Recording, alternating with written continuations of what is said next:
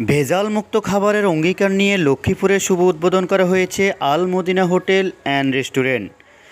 ১ August বৃহস্পতিবার বিকেলে শহরের উত্তর মোহনী নিউ মার্কেটের বিপরীত পাশে এই হোটেলটির উদ্বোধন করা হয়।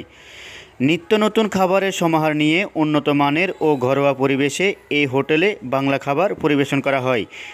রুচিশীল ভোক্তারা স্বল্প মূল্যে এখানে খাবার খেতে পারবেন।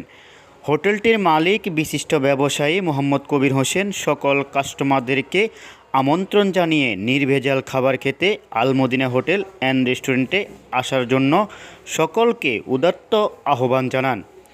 স্বচ্ছ খাবার খেতে হলে আজই চলে আসুন hotel Al Madina and restaurant. Amjad Hossain, বৈশাখীর নিউজ, লক্ষ্মীপুর। বিসমিল্লাহির রহমানির রহিম। আসসালামু আলাইকুম।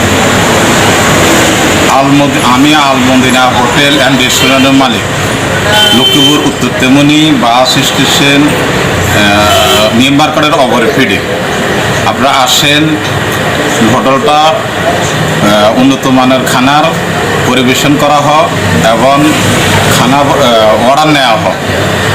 আপনারা আসেন, দেখেন, কম রেটে খানা পাওয়া যায় এবং কম রেটে খানা বিতরণ করা হয় এবং হোটেলটা সম্পূর্ণ নতুন সিস্টেমে নতুন কোয়ালিটিভাবে উদ্বোধন করা হয়েছে। আপনারা দেখেন, আসেন।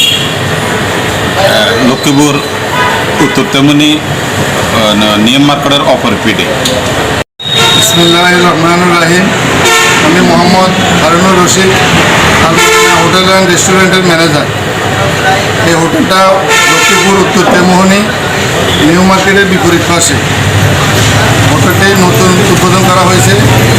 এখানে ঘরোয়া পরিবেশে উন্নত মানের খাবার পরিবেশন করা হয় এবং কম মূল্যে ভালো মানের বাজি বক্তা সুব্যবস্থা আছে।